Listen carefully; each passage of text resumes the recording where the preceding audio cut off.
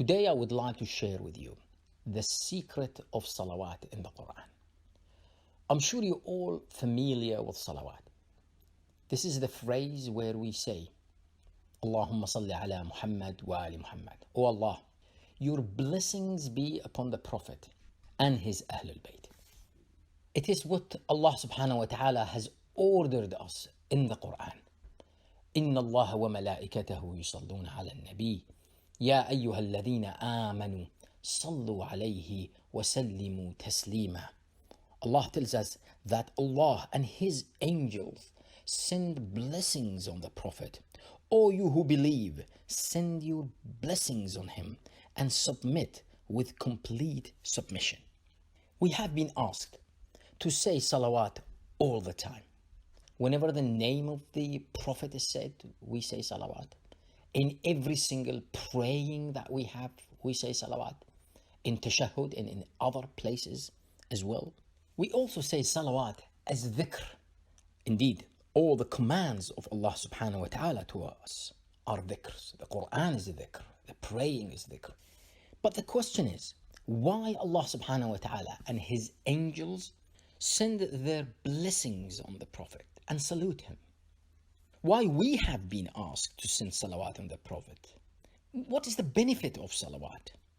And if it is so beneficial, and if it is so important, how do we get reminded of it all the time? To answer these questions, we will ask the Quran who Allah subhanahu wa ta'ala sends salawat on. Who from the human beings in general, who does he actually send salawat on? The answer to that question comes in Surah AlBaqarah, verse 155. أعوذ بالله من الشيطان الرجيم ولنبلونكم بشيء من الخوف والجوع ونقص من الأموال والأنفس والثمرات. And we will surely test you. We will test you with a measure of fear, hunger, and loss of wealth, lives, and fruits or offsprings. وبشر الصابرين الذين إذا أصابتهم مصيبة قالوا إنا لله وإنا إليه راجعون. And give good news to those who are patient, those who, when afflicted with hardship and difficulties and they have musibah, the first thing that they remember to say is إنا لله وإنا إليه راجعون. Indeed we belong to Allah and to him we indeed return.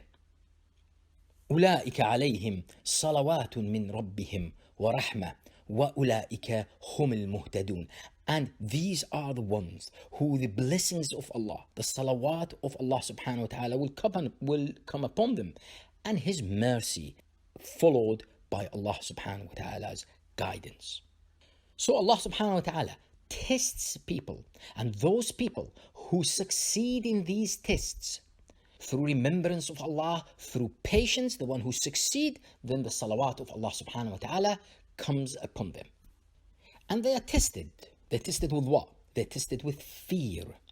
Fear of what? Fear of losing our wealth. Fear of losing our health. Fear of losing our livelihood, our status, our position, our security. All the things that translates into worries. Or we might be tested with actually losing our health and losing our money. It's not only a fear of it, we can actually lose them.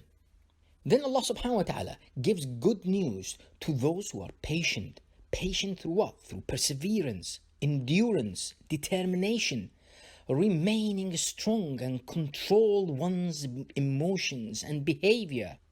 And they remember that we belong to God and we return to him. So he is the only one who can help us and who can support us in these difficult times.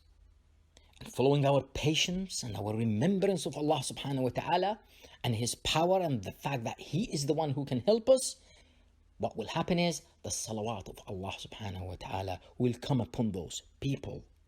And the salawat will be followed by his mercy, and that will be followed by Allah subhanahu wa ta'ala's guidance. أولئك عليهم صلوات من ربهم ورحمة وأولئك هم المهتدون. And this is where Allah subhanahu wa ta'ala will then give them guidance and help them during the difficult times that they are in. So Allah subhanahu wa ta'ala sends His blessings on ordinary people who go through these tests and manage to succeed in these tests. But why Allah subhanahu wa ta'ala sends His blessings on the Prophet? Angels do it as well. Why is that? It is because the Prophet and his Ahlul Bayt were the ultimate example of people who succeeded in all the tests through sabr, through remembrance of Allah subhanahu wa ta'ala. It is because the Prophet has gone through all these tests of hardship from the time that he was orphaned, and then after that he had the death of his mother, the death of his uncle, his wife, the death of his daughter, the persecutions that he had, the famine, the pain that deprived him from foods, drink, let alone all the throwing of filth and stones that used to come upon him almost every day. And the Prophet had to do lots of preparation for all that. Allah subhanahu wa ta'ala in Surah Al-Muzammil said, قُمِ اللَّيْلَ إِلَّا قَلِيلًا. He achieved that through staying up throughout the night. For around half of the night he was awake, going through the Quran, going distinctly and looking into every single verse and trying to embrace and embed himself into the Quran. So when the morning comes, he goes through all those tests. And the same thing happened to his Ahlul Bayt as well. So if Allah subhanahu wa ta'ala sends His blessings on the Prophet and angels, it is because the Prophet was the ultimate example of somebody who went through all those tests and managed to succeed in them.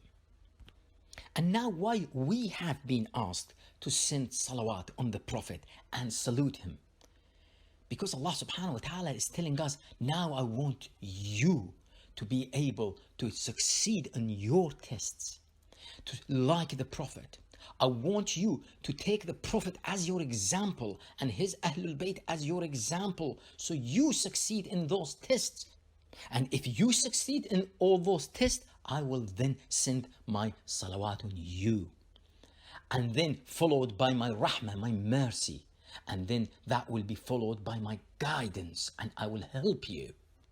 So if we have been ordered to make salawat on the Prophet, because Allah subhanahu wa ta'ala wants us to follow Prophet's path, so the salawat, so his salawat will come upon us as well.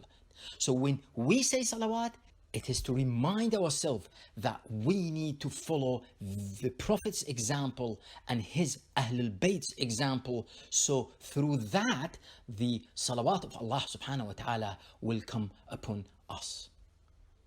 So how would the salawat benefit us? Salawat is a reminder. Salawat will remind us of the sabr of the Prophet and his Ahlul Bayt. Remind us of their sacrifice. Remind us of their manner and akhlaq. Remind us of their behavior and acts that brought them to a position where they received the blessings of Allah subhanahu wa ta'ala. And a reminder that we are also being tested all the time.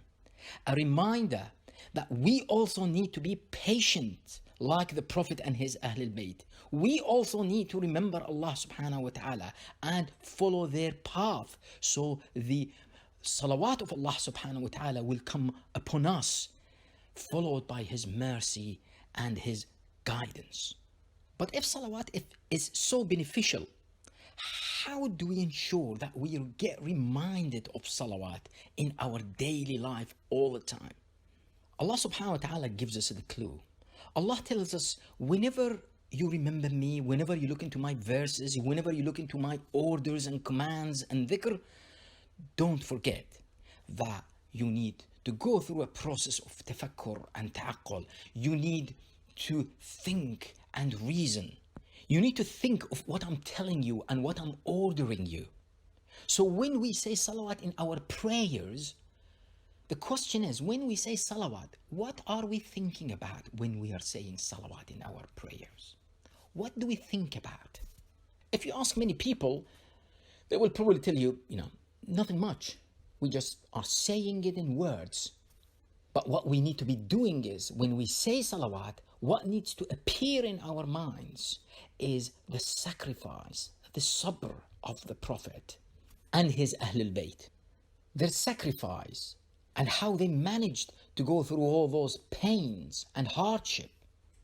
And once we go through this process of thinking about what we are saying, as we are saying it, what will happen is, then outside the praying, in other places throughout the day, where you are afflicted by any kind of hardship or difficulty or any other test, you will all of a sudden find that salawat will come to your mind. It comes to your mind because when you said it in the original place, when you were praying or at other times when you were saying salawat, you were actually thinking about what you were saying. And through that process of thinking and reasoning about what you were saying, you actually embraced yourself in what you were saying. And as a result of that, that will affect your heart. So in your daily life, as you're going through your daily life, then salawat will actually appear in your mind. And don't forget that salawat is a kind of dhikr. So in summary, the secret of salawat is that through saying salawat, where our heart is with it and we are thinking about what we are saying, we remember the Prophet and his Ahlul Bayt and all the tests that they have gone through. So the salawat of Allah subhanahu wa ta'ala will come upon us. It is we who will benefit from salawat if we truly make salawat on the Prophet, where our minds and hearts are with it. Oh Allah subhanahu wa ta'ala, let my mind and my heart say salawat on the Prophet, not only my tongue. So the salawat of the Prophet will then come to my rescue throughout the day and remind me whenever I am being tested. Allahumma salli ala Muhammad wa ali